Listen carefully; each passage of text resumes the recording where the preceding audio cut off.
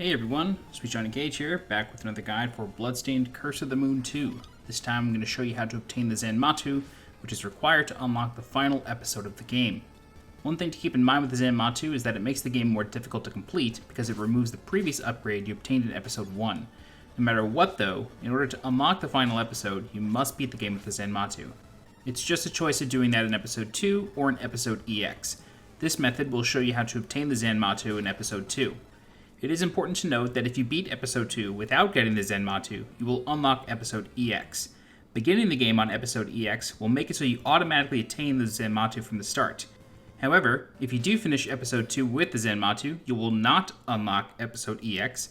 Instead, you will only unlock the final episode. This means that you will need to play through Episode 2 again without the Zanmatou to unlock EX. That said, beating Episode EX does unlock the final episode though. Whichever way you want to go about it, it's up to you. Some people think it's easier to beat Episode 2 normally, then play through EX, then go to the final chapter. I did it the other way around. With all that out of the way, let's get started on the guide. The Zanmatou has to be assembled by obtaining 3 sword shards that are scattered throughout the game's first 3 levels. Starting a new file on Episode 2 will give you immediate access to Robert and Hachi. This way you can access some alternative routes in levels 1, 2, and 3. So let's start with level 1.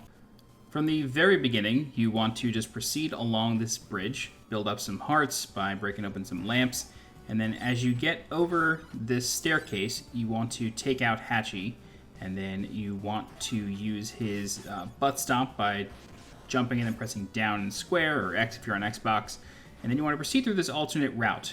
Once you get to the area with these jumping women, who are actually in Ritual of the Night now that I'm thinking about it, you want to head down this staircase and into this room. I recommend taking out Robert for this. You can shoot the bats on the ceiling, and then you want to get this sub-weapon upgrade, which is like a bazooka. Go ahead and shoot the mages that are channeling their spells. And then you can switch back over to Zangetsu. His whip is pretty handy against the bats, just like that. Go back to Robert, use his sub-weapon one more time, and then the first sword shard, the red one, is on this platform right here. So go ahead and pick that up. In level 2, the Sanguine blade, you want to traverse through the stage's first screen until you get to a staircase. You can use the butt stomp on these running enemies with no heads. Once you get to the first vine or staircase, there is a box you can break open with Hachi. So go ahead and open that. And then this is the entrance to the alternate path. And at the end of this path is the next sword shard. So on the final screen here, you'll have these axe-throwing knights, and then the blue sword fragment will be on this platform. It's pretty hard to miss. In level 3, Mark of the Sniper, you want to proceed through the level as normal, and then once you get into this first cavern area down the steps, you want to use Hachi again, bust open the floor the same way you did in level 1. Don't forget that blue coin bag in the wall, and then proceed to the alternate path. Towards the end of this path, you will get to a room with a lot of waterfalls, and the green sword fragment will be right above you. You want to traverse through this room, but keep in mind that the waterfalls, when they are passing the top platforms, those platforms have holes in them. So you got to be very careful and just make sure you jump over the waterfalls there.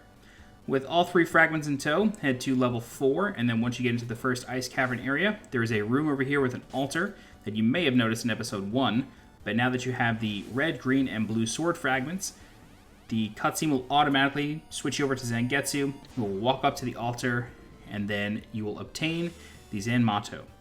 Now, like I said, this removes all previous upgrades that you got in Episode 1, which is a little unfortunate, and it does make the game a bit harder, especially the final boss.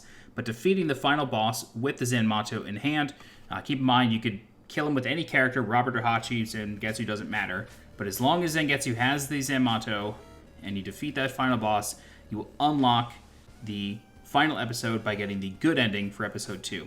And again, alternatively, you can just play through Episode EX, with Miriam, Jeeble, and Alfred, and Zangetsu, and you'll get it all the same. But that's the manual way to get the Zanmatou. And that's it. If you have any questions, please feel free to leave a comment. I'll do my best to help you out. If you're looking for more guides for Bloodstained Curse of the Moon 2, please subscribe to the channel so you get alerted when new guides go live. If you're interested in supporting the channel monetarily, please consider becoming a channel member by clicking the blue join button below this video. Don't forget to follow me on Twitter and on Twitch, and as always, I'm SweetJohnnyCage. Thanks so much for watching, and I'll see you next time. Bye-bye.